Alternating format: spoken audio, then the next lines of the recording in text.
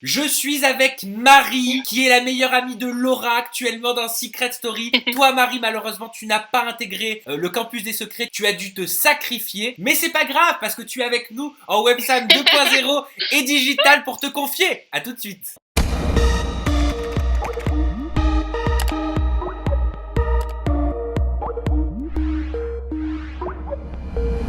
Marie, on va commencer par le commencement. Le commencement, c'est le casting. Comment ça s'est passé? Est-ce que c'est toi et ta copine Laura qui avez postulé? Est-ce que ce sont des casteurs qui sont venus vous chercher?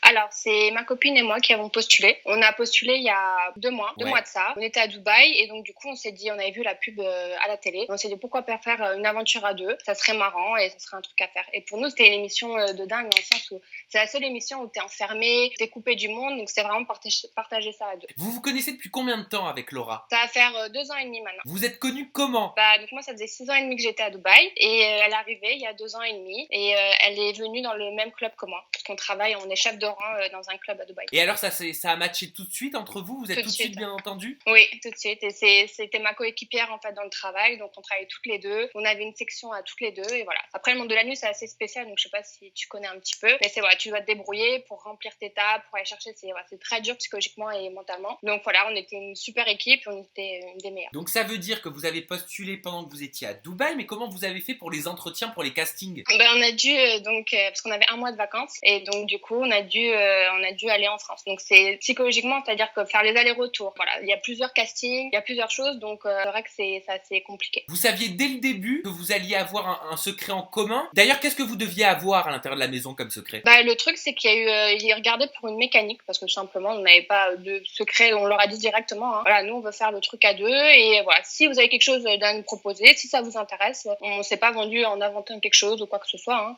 On leur a dit voilà, si les personnages vous intéressent, notre duo vous intéresse, tout simplement, à vous de voir choisir la chose. Et est-ce que vous avez été en isolement toutes les deux? Tu sais, l'isolement, c'est les quelques jours qui précèdent le kick-off, donc le lancement sur TF1. Oui, justement, on était en isolement toutes les deux et tout. On était trop contents parce qu'on pensait être séparés déjà. Donc on était trop contentes. On était avec les nounous et franchement, c'était super. Ah, donc super. vous avez eu l'avantage de pouvoir être toutes les deux, contrairement aux autres qui s'ennuient, qui n'ont pas la télé, qui n'ont pas le téléphone. Voilà, après, on était ensemble dans le même hôtel, mais la journée, on était séparés, par exemple. Vous n'aviez pas le droit de vous voir la journée? Non, parce que tu sais, en fait, t'as plein de rendez-vous, faut pas être vu, s'il y a des paparazzis, s'il y a des mecs qui regardent dans quel hôtel tu es, etc. Donc en fait, la journée, on n'avait pas le droit de se voir. On était séparés, c'est seulement le soir. Et le jour du prime de lancement, est-ce que vous vous êtes douté un seul instant que vous alliez être séparés? Sur le coup, non, parce que vraiment, on leur a dit dès le début, voilà, qu'on voulait faire ça à deux, que c'était vraiment un kiff tout de faire ça toutes les deux et pas l'une sans l'autre.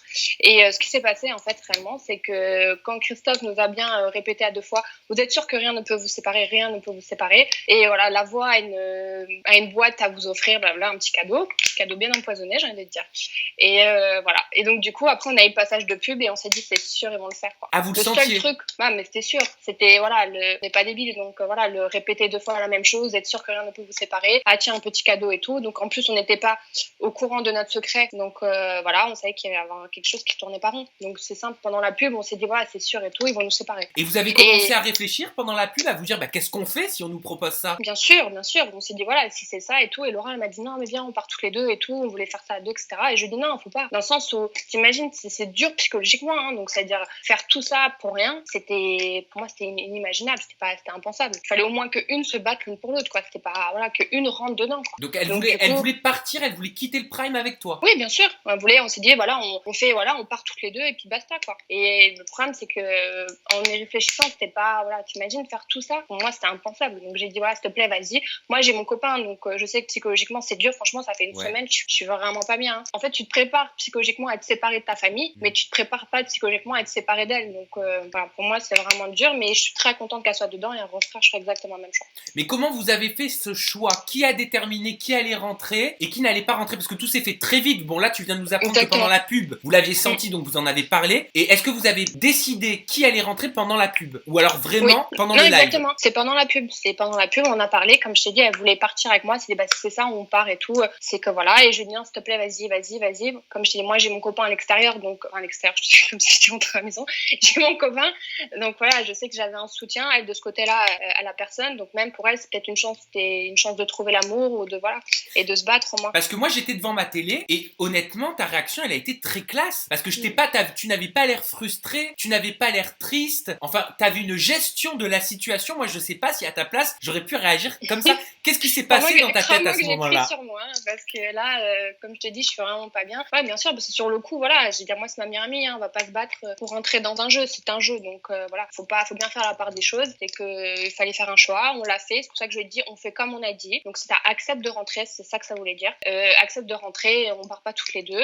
Et donc, c'est se battre, qu'elles se battent pour nous deux, tout simplement. Et voilà, j'ai réagi comme ça, parce que voilà, c'est qu'est-ce que tu veux faire? Je veux pas m'afficher et péter un câble contre la production, hein, c'est pas. Et aujourd'hui, 15 jours après, dans quel état d'esprit tu es? Comment tu es, tiens, en ce moment? Je suis pas très bien. Ouais. Je t'avouerai que c'est très difficile. Surtout que j'ai quitté Dubaï, on a quitté Dubaï, donc on a quitté notre travail pour venir. Donc voilà, je me retrouve un peu sans rien et que je suis chez moi, j'essaie de faire passer un peu de temps, j'attends que j'espère qu'elle arrive jusqu'au bout. Et parce que nous on a des projets par la suite. Ouais, tu nous en parleras en fin d'interview. Tu as un projet en commun avec Laura, vous restez avec nous. Exactement, ouais. Et voilà, donc pour le moment, ça, état d'esprit, je suis pas très bien. Je commence un peu à reprendre mes esprits parce que, comme je t'ai dit, voilà, c'est tout un truc, hein, l'isolement, on te prépare psychologiquement dans plein de choses. Donc en fait, c'est un jeu vraiment, pour moi, c'est un jeu qui est psychologique. C'est clairement, c'est toi, tes limites, etc. Donc voilà, j'ai eu du mal pendant une semaine et demie. Là, je commence un peu à reprendre mes esprits et ça commence à aller mieux. Mais après, elle me manque beaucoup.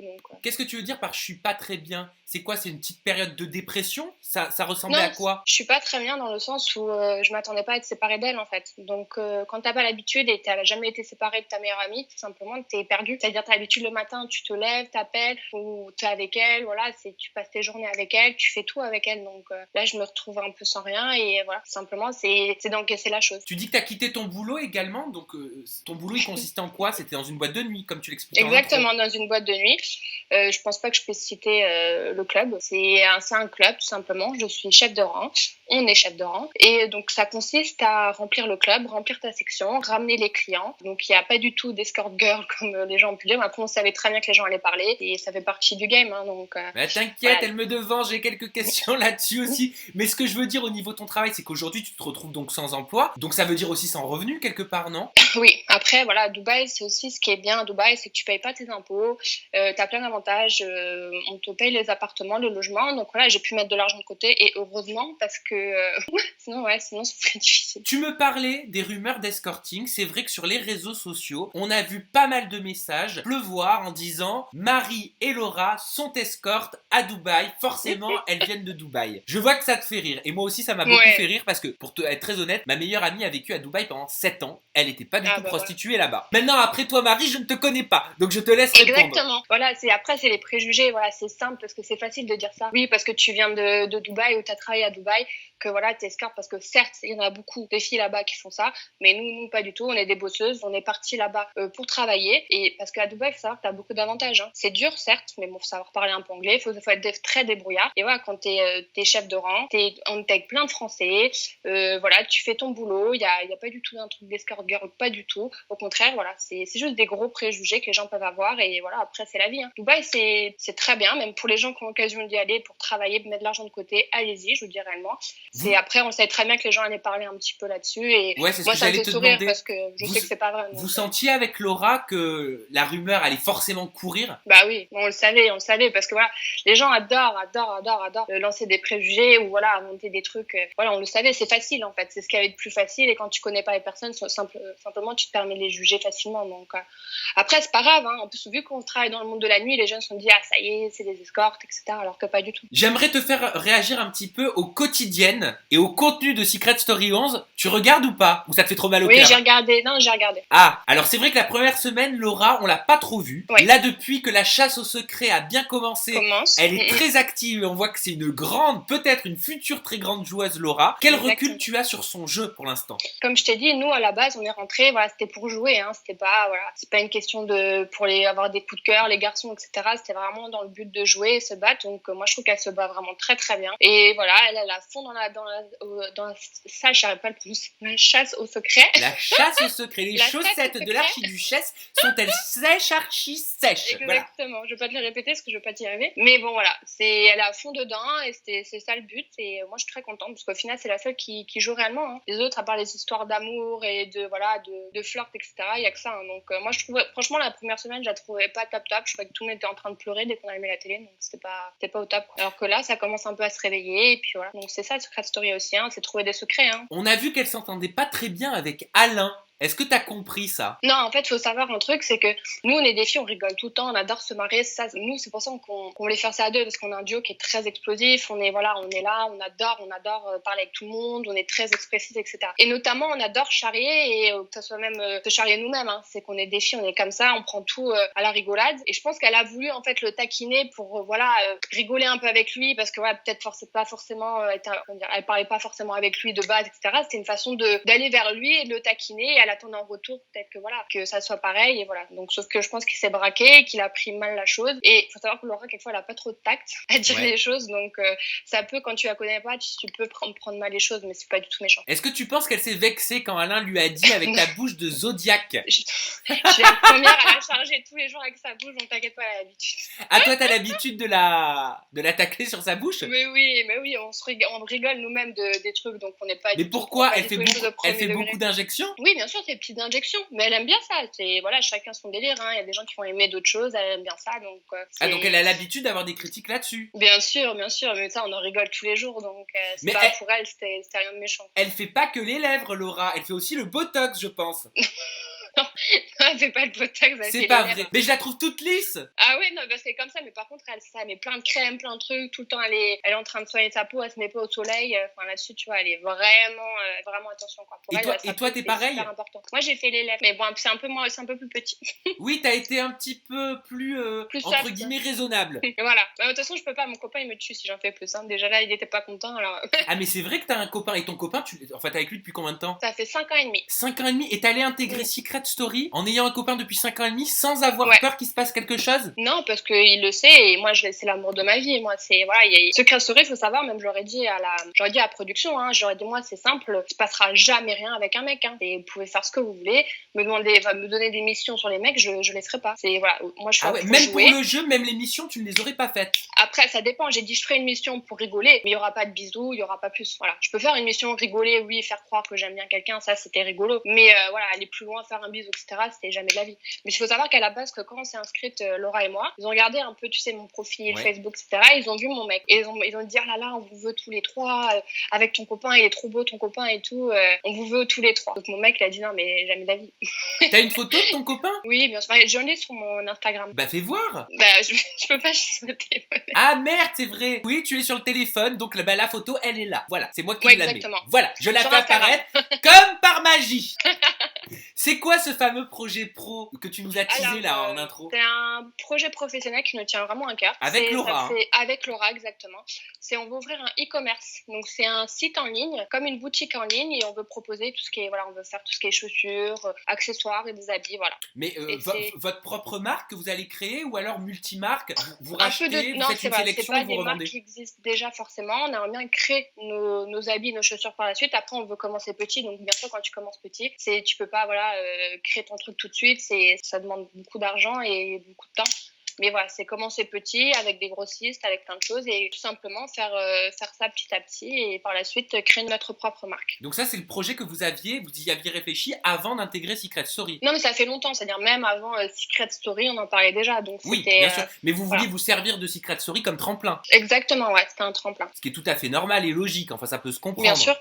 D'après toi, Laura, est-ce qu'elle participe à Secret Story pour se servir de l'émission comme un tremplin, ou est-ce qu'elle est vraiment là pour l'expérience, ou peut-être, on sait pas, pour rencontrer un garçon? Après, je pense qu'elle est pour les deux, parce que voilà, c'est-à-dire après, il y a plein d'émissions, que ce soit même pour un tremplin, on aurait pu faire plein d'autres choses. Donc voilà, c'est aussi une question de tremplin pour nous, pour faire ce qu'on veut faire plus tard. Après, sincèrement, il n'y a aucun mec qui lui plaît dans la maison. Ça aurait pu arriver. Déjà, il faut savoir que Laura aime bien les mecs aux cheveux longs. Ah d'accord, mais comment tu le sais qu'il n'y a aucun mec qui lui plaît? Parce que je sais, je la connais. Ouais. Donc je sais très bien qu'il n'y a aucun mec qui lui plaît. Donc, elle peut craquer sur aucun mec. Aucun mec. Et Laura, elle est très très difficile, donc voilà. Elle aime les mecs aux cheveux longs, que ce soit physiquement ou mentalement, qui lui correspondent. Elle, c'est pas forcément le physique, hein. C'est mentalement, elle aime beaucoup les mecs qui sont très joueurs, qui sont très intelligents, qui sont voilà. Et personnellement, j'en vois aucun qui lui correspond à ce niveau-là. La télé-réalité, vous avez déjà eu des propositions en duo avant Secret? Avant Secret, moi j'étais à Dubaï, donc avant Secret, j'étais à Paris, j'avais beaucoup de propositions. J'avais des propositions pour Secret Story à l'ancienne. Après, du moment où je suis partie à Dubaï, j'en ai plus eu. Et Laura, on avait en fait sur Facebook aussi pour d'autres émissions. Pour quelles émissions? Via Facebook. Je sais pas trop. Je crois que c'était. Je sais plus trop. Je peux plus te dire comme ça. Et toi de ton côté, Marie? Les Anges. C'était Les Anges l'année dernière. De ton côté, Marie, est-ce que tu veux t'arrêter sur cette expérience ou alors est-ce que tu as envie d'intégrer enfin une télé-réalité pour effacer cette période sombre de ta vie? Moi c'est simple, je prends aucune décision sans Laura parce que comme je t'ai dit à la base c'est notre duo, on veut faire ça à deux et voilà, c'est ça qu'on prône. Malheureusement on n'a pas eu le choix dans Secret Story, mais voilà, moi j'attends Laura, je ferai rien sans elle, voilà, donc je l'attends et on va voir tout simplement à deux ce qu'on va faire par la suite. Vous vous l'êtes dit juste avant de vous quitter quand même que vous referiez quelque chose ensemble? Ah non mais comme je t'ai dit rien n'était préparé, donc vraiment elle est rentrée dedans et moi j'ai rien pu lui dire, on n'a rien pu faire. Après j'étais enfermée dans une loge, enfin tu vois, je veux dire depuis ce jour-là je vais pas parler. Ouais, bien sûr. Oui, alors que tu consultes ta meilleure amie Laura pour savoir ce que vous allez faire ensemble ou pas, je suis totalement d'accord, c'est tout à fait normal. Mais toi, est-ce que tu as des envies? Est-ce qu'il y a un programme qui te plaît? Si là, je te donne une baguette magique et je te dis, Marie, tu choisis, tu as. Nous, on aime beaucoup Moundir. Ouais. On a déjà parlé par la suite. On adore ce qui est, c'est simple, c'est naturel, c'est rigolo, ça te met à l'épreuve. On aime beaucoup tout ce qui est. On est très joueuse en fait. On est très très joueuse et ça nous plaît beaucoup. Donc voilà, Moundir, c'est vrai que ça nous a toujours plu et donc si un jour on a une proposition, pourquoi pas. T'as commencé à avoir des propositions de ton côté ou pas? Non, pas trop. Après, voilà, il faut attendre que Laura elle sorte tout simplement. Tu sais, on m'a eu 10 secondes, donc même les gens ne me connaissent pas. Donc, tu peux avoir des propositions quand personne ne te connaît. Et voilà, donc c'est un peu compliqué. Et là, en ce moment, qu'est-ce que tu fais? Forcément, t'es pas à Dubaï. T'es avec ton copain? Donc oui, voilà, je suis avec mon copain. Donc, j'essaye de préparer aussi un peu notre projet, petit à petit, de mettre ça en place. Et aussi, il y a mon copain qui a ouvert un restaurant à Nice. Donc, quelquefois, je vais l'aider un petit peu. Ok, écoute, Marie, ma foi, merci beaucoup pour ces petites confidences. J'espère que grâce à cette interview 2.0 et digitale, tout le monde te connaîtra un petit peu mieux parce que c'est vrai qu'on t'a vu 10 secondes, pas peut-être 2 ou 3 fois 10 secondes. Là au moins, vous avez eu presque 20 minutes. Marie, je te fais des gros bisous. Hein? J'ai dit merci, grâce à toi, on aura vu 20 minutes. Mais non, ne t'inquiète pas, maintenant t'as mon numéro de téléphone. Si t'as besoin de quoi que ce soit, tu n'hésites pas. Je vous embrasse très fort à la baraque. Vous savez que vous avez la barre de commentaires juste en dessous. Donnez votre avis. Est-ce que ça vous a plu? Est-ce que vous n'avez pas aimé cette interview? Tous les avis sont les bienvenus. Vous avez également la petite cloche en haut pour les notifications avec le petit bouton s'abonner. Ça sert à quoi? Ça vous permet de recevoir à la maison toutes mes interviews, toutes mes vidéos sans même aller les chercher. Vous n'avez plus rien à faire. Et puis enfin, ce qui est très important, c'est le pouce bleu sur YouTube. Il faut marquer, il faut appuyer pour dire qu'on a liké. Est-ce que tu sais pourquoi, Marie? C'est pour aimer ta vidéo? Alors oui, c'est pour aimer la vidéo, mais c'est surtout pour que la vidéo soit mieux référencée dans YouTube. Et qu'elle monte dans les sondages. Et forcément, plus elle est référencée, plus tu seras visible. Également. Voilà, oui, il y en a là-dedans. Bon, j'ai pas fait Sciences Po non plus, mais quand même, j'arrive à savoir ce qu'il faut faire. Bref, gros bisous à tous, je vous aime. Bye bye. Ciao Marie. Bye.